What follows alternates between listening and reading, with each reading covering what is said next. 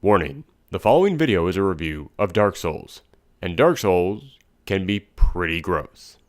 So if you find images such as blood, body horror, or giant spiders disturbing, then you may want to tune out now. But before doing that, you might also want to head over to our TeePublic store where you can buy the brand new Professor Thorgi Taurus Demon shirt which we made just for this Dark Souls review. There, now that we got that out of the way, please enjoy today's review. Okay, Dark Souls. You know it's hard, but that's okay. You're prepared for this. You've looked at the guides, you've looked at the walkthroughs, you know all about your carry weight, you know about dodge rolling, you know about your stamina management, you know about parrying, you know all about... What was that sound? Ah. I'm probably fine. Oh no I'm not.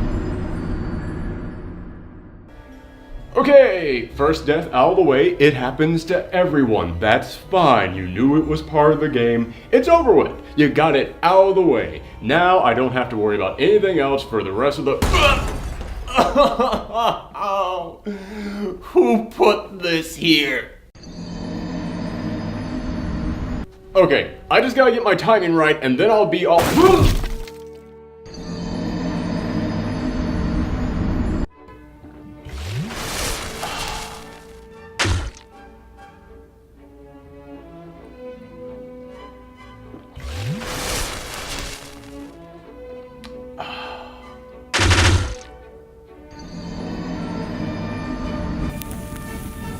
This is fine.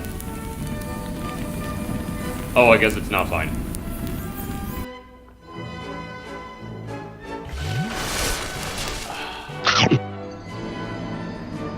Alright, you asked for it.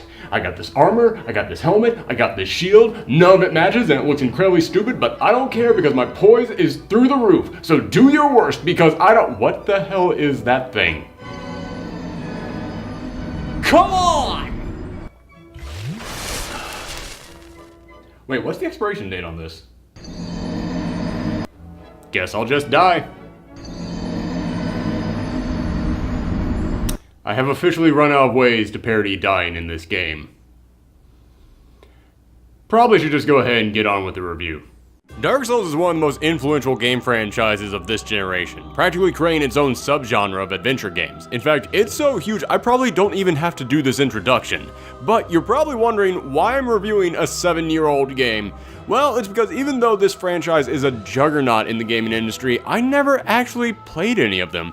I tried Demon Souls, got past the first boss, and then had no idea what I was supposed to do after that and never touched any of these games again. But this summer we saw the release of the Dark Souls Remastered edition and I thought, you know what? Time I conquered my fear, suited up in the bulkiest armor I could find, and finally dove into this series. Now that means that in this video, I won't just be reviewing Dark Souls as a first-timer, someone who still to this day has never picked this game up, but I'll also be reviewing this as a remaster because over the past few years, the bar for what we expect from a remastered edition has gone way up. You can't just slap on a larger aspect ratio and expect us all to praise you for it. You actually have to do some work.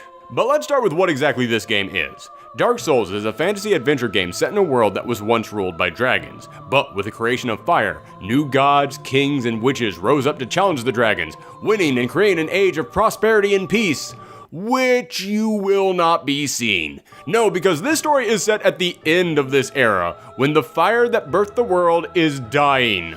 Only a few embers are left, and the world is now decaying and rotting away.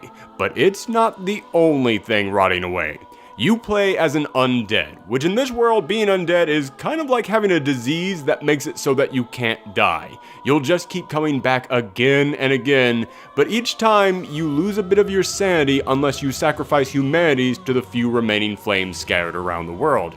And if you think that sounds complex, I assure you, I'm giving you the short version. Yes, the story of Dark Souls is indeed deep. In fact, for many people, it's the big appeal of this franchise. However, what makes it so special is that if you just run through this world fighting bosses, you'll miss almost all of it. You'll have no idea why you suddenly have to fight a giant wolf carrying a sword in its mouth, or what this big goo monster is. To you, it's just a boss. But if you stop and actually read everything and talk to everyone, you'll learn that everything has a rich backstory to it. And I mean everything. The amount of lore in this game can be overwhelming at times. There's so much here to keep track of that for someone brand new to this franchise, it might end up making your head explode like that guy in Scanners.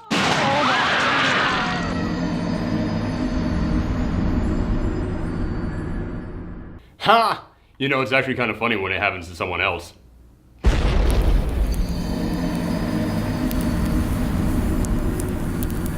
And I'll be totally honest with you guys, I'm the type of person who needs a cheat sheet to watch Game of Thrones so I can remember who's in what house and backstabbing who and sleeping with what, so even though I didn't quite get that sense of fulfillment reading all of this, I have become addicted to listening to podcasts and watching videos on the subject, and it does indeed make this game so much more fulfilling when you know all of this.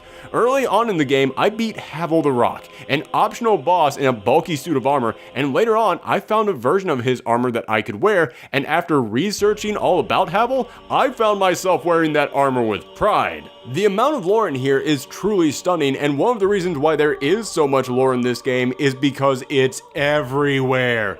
There's so much about the story of Dark Souls that is honestly just one notch above being a conspiracy theory.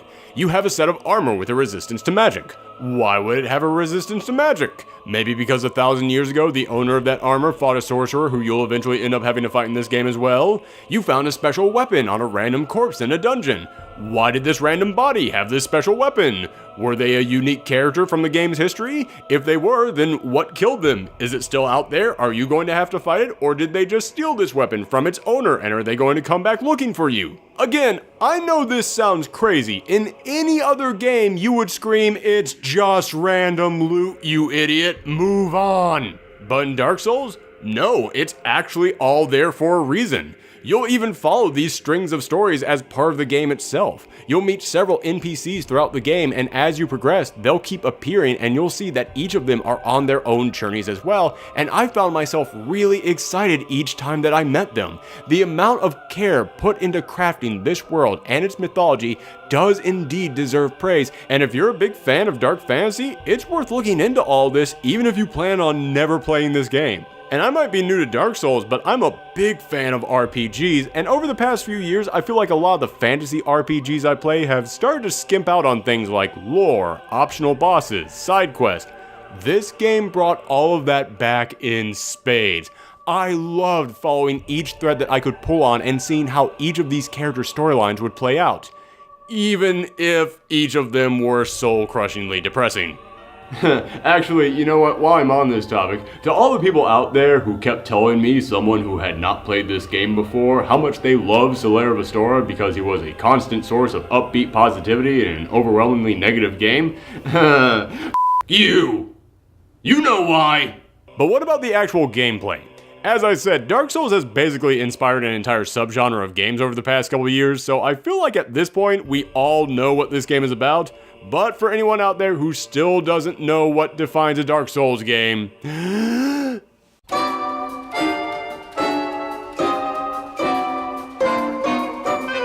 explore a giant world from a central hub, finding shortcuts allowing you to easily return to previous areas. You save at bonfires, but when you save, all the enemies that you had previously killed will come back to life. You don't gain experience points, but instead you gain souls, and you spend those souls to rank up one specific stat at bonfires. However, if you die, then all of your souls that you were carrying on you will drop, and you have to go back to the area where you died in order to pick them up. Otherwise, if you die before you get back to that area, those souls will be lost forever. Combat is a combination of handheld weapons, magic, blocking, and dodge rolling around your enemy's attack while managing your stamina bar. If your stamina bar runs out, then you're left powerless and unable to attack or dodge roll until it has replenished. There. Now you have all the tools that you need to start playing Dark Souls.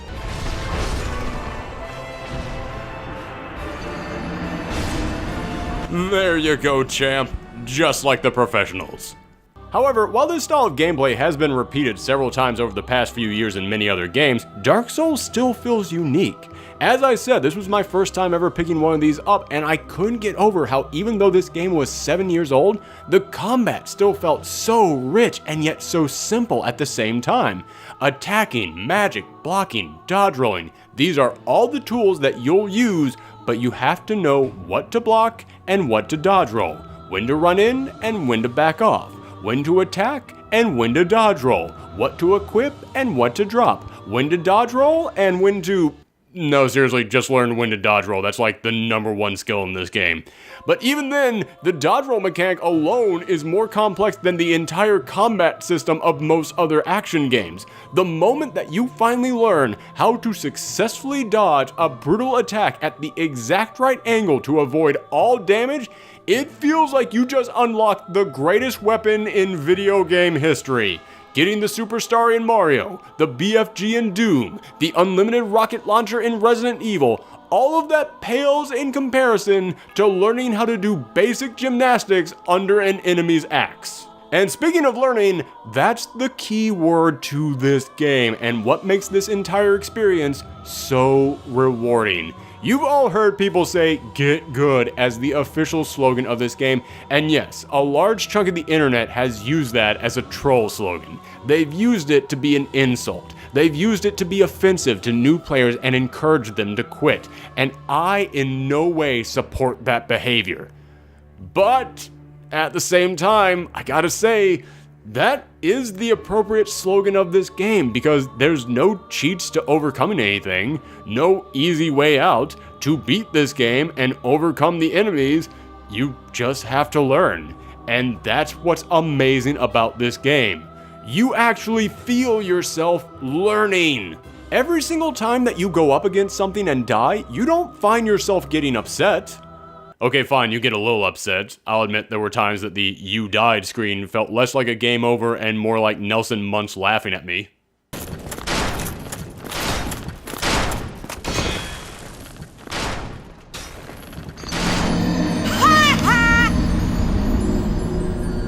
However, after you're done being upset, you find yourself thinking, okay, what did I do?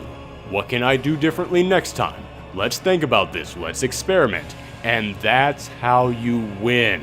So many times in this game, I would face a boss, and on the first try, they'd decimate me. Second try, I'd get one hit in or two, and then immediately die. Fifth try, I'd start making some progress, and then by the 10th try, I'd take them down with health and healing items to spare. And that brings me to the difficulty of the game. Now, Dark Souls is infamous for being one of the hardest games of this generation, but if I can be completely honest with you guys, I didn't actually think this game was that hard. Challenging, yes, but not hard.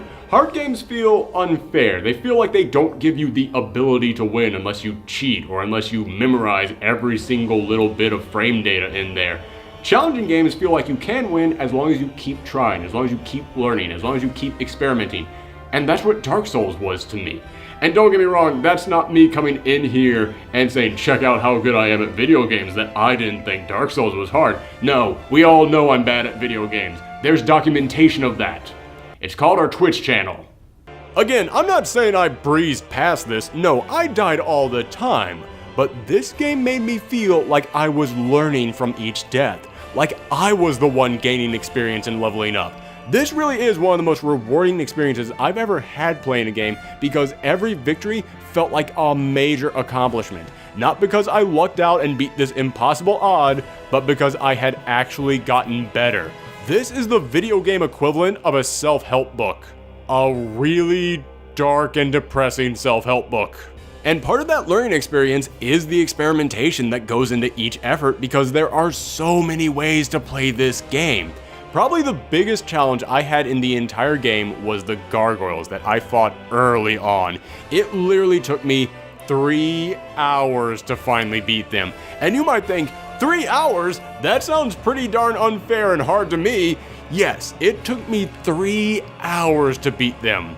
Until someone in the chat on Twitch said, why not try taking off your armor, making you lighter so you can run and dodge better? I didn't want to do that because to me, less armor equals more damage, and that just went against every instinct that I had. But I finally agreed to try it, and after 3 hours of getting my butt kicked, I beat them in one try with ease.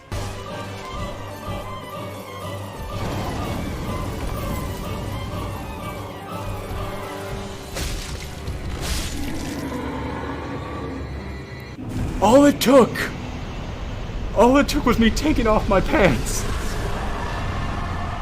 We could have solved this 2 goddamn hours ago if I had just taken off my pants. No one ever take any of the audio from these out of context. And that experimentation grows the more you level up. After 60 hours, you and all your friends could be playing completely different versions of this game. For example, I'm not a very patient player. I'll admit patience is not my strong suit. I don't like dodging around the enemies constantly to do one tiny bit of damage over and over and over again. So I put all of my levels into Vitality, my health bar, Endurance, my stamina and carry weight, and Strength, which is self-explanatory. So while I still had to learn to dodge roll certain attacks and had to be smart about when to attack and when to back off, most of the time I just put on my heaviest armor, carried my biggest sword, equipped 2 rings that increase my carry weight to max, and then just walked straight up to the enemy and exchanged blows with them face to face. Remember kids, if you can't get good, get big. So I have to say, after waiting so long to finally try this game, I loved it. I am a Dark Souls fan, but that doesn't mean that I don't have problems with it. There's a few things in this game that I never hear anyone bring up, and I have no idea why more people don't make a stink about it, because these were huge problems that kept coming up for me. First off is the camera. I'll admit that 90% of the time, the camera is great. It's placed just right to give you just enough of a view of your enemies and your surroundings so that way you know where everything is, what's coming at you, and what your next move needs to be. But the other 10% of the time, which comes up a lot during boss fights, the camera will just melt into walls or into the enemy itself and you'll have no idea what to do.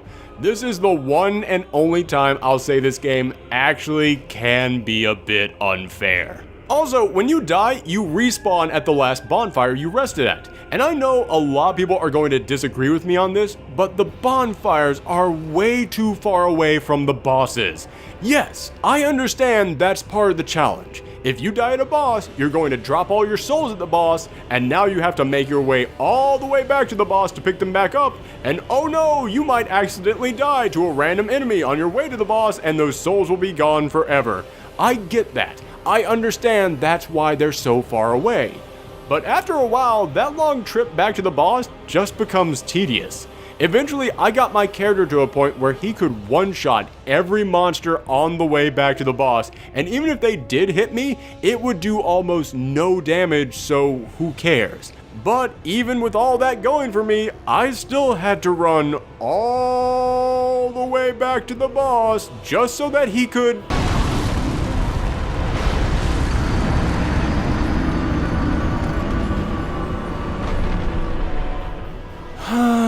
Okay, back we go again.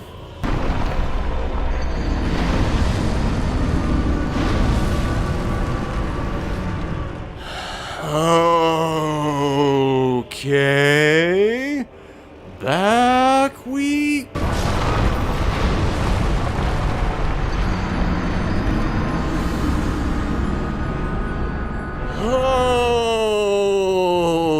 Okay. And speaking of the things that should make the game more challenging, but I just think is a massive problem, this game doesn't let you pause. And again, I get it. I know it's there to make the game feel more immersive. It's supposed to provide you with more of a challenge. I know it's there so that way when you're going up against an enemy, you can't just pause and recollect yourself and think of your strategy. You have to think of it all on the fly. I understand that. And I also know that if you're in an area with no villains, if nobody is coming to attack you, then you're safe. And you can put the controller down and walk away for hours and you'll be just fine. But do you know how many times a day someone knocks on my door, rings my buzzer, calls my phone, my dog wants to play or go for a walk, or I just have to take a piss? Yeah, sometimes stuff comes up in the real world and you don't have time to tell the world, hold on, I've been trying to get through this area for an hour and I've almost done. Can the entire world just stop spinning for 5 more seconds? Great, thanks. Yes, in a perfect controlled environment, not being able to pause a game adds tension and challenge. But we don't live in a perfect controlled environment, so it's just a massive inconvenience. So if I had to judge this game on its own, I'd give it a solid 9 out of 10. But as I said, I'm not reviewing this game on its own. I'm reviewing the remaster here, and hoo boy, are there some problems with the remaster. Now, what did they do to really spice this up? To truly make this a remaster? Well, they include all the DLC, which was a nice touch and honestly some of my favorite content in the game. Also, they bumped up the graphics, which sometimes looks great. It looks so clean and smooth. Again, sometimes. Other times, it looks like... Is that supposed to be water? It's like a mountain is puking up spider webs. Wait, this is Dark Souls. That might actually be what I'm looking at here. Also, why does this wolf have ghost fur? But hey, it might not be perfect, but it's better than nothing. Except that this graphical bump was basically a mod the PC users came up with on their own for the original Dark Souls. So if you already had the original Dark Souls and the DLC, then you had no reason to buy this game. Which might be why they took the original version of the game off of Steam, and now if you want to buy Dark Souls, you have to get the remaster version. Yeah! That's a little bit crappy of them. Especially since that's really all that they changed for this game. They didn't even add any new trophies to it. It's all exactly the same as the original. And when you consider how beloved this franchise is, and how other games like Shadow of the Colossus, Crash Bandicoot, heck, even a lot of those Wii U games coming to the Switch have really done something special with their remasters, yeah, this game comes up lacking and even a bit dickish to the PC fans, which will bump my score down a bit. However, in the end, this game still blew me away. Even though it's 7 years old, this rich combat, incredible settings, engaging side quests, immersive lore, stunning bosses. That's something else I haven't brought up because honestly I didn't know where to shove it into this conversation. But god damn are these bosses amazing! Some of my favorite in any game I've ever played. All of that and more makes me still give the remastered Dark Souls an 8 out of 10. Thanks for tuning in to our review, and a big thank you to everyone who joined us as we played through this game on Twitch over at twitch.tv/Professor Thorgi.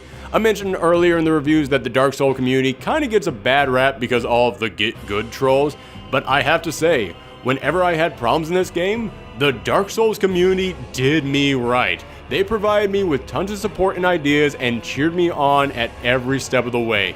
You guys were great and exactly what made playing this game so fun.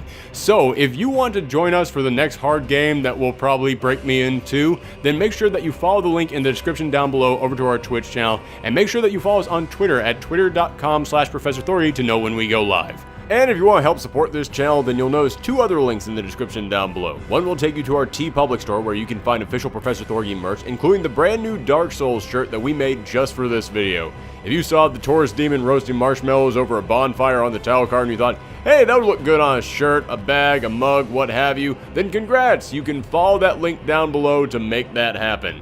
And I'll also include a link to where you can buy a copy of Dark Souls Remastered on Amazon. And if you buy that or anything else on Amazon, as long as you start by going through that link, then we get a small cut of the profits. It's a great way to treat yourself and help us grow at the same time. But if you can't do that and you still want to support us, then the easiest way is simply to share these videos around the web. Thanks for tuning in, everyone. Come back next time.